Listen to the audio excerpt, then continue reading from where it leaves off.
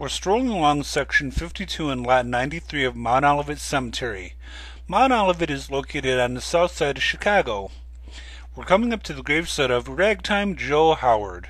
Born around 1895 and dying on May 8th of 1924, Ragtime Joe, as he was known, was a small-time Chicago hoodlum who came into prominence after Al Capone pumped 6 bullets into his body.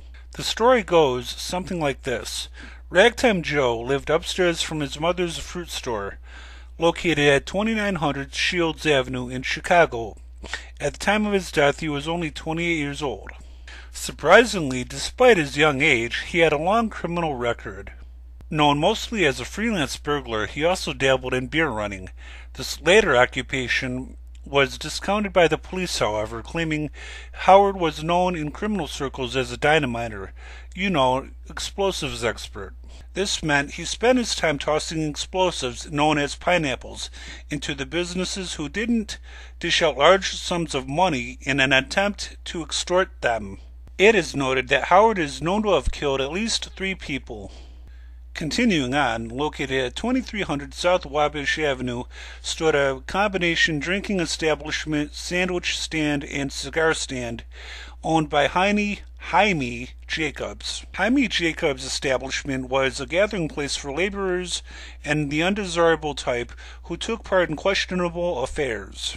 At Jacobs' establishment, deals could be made on stolen goods or on information on how to obtain such items. On the evening of May 8th, 1924, Howard enters Jacob's saloon and struts over to the back of the saloon to talk to Tony the Mouth Bagnolia, also known as Bagno. The Mouth Bagnolia was a one-time Torrio bodyguard and gunman who was indicted for the 1918 murder of John Norris. Bagnolia was also one of the gangsters who shot up the Cadillac Cafe, located at 2134 Wabash Avenue in 1920. Sitting with Bagnolia and Howard were George Bilton and Clifford Eaton. The foursome were talking amongst themselves when at about 6:30 p.m. 2 men came strolling into the saloon, one of which was a large, stocky man, the other of small stature. According to one unknown witness, Howard was asked to step outside with the larger fellow, but for some odd reason he refused.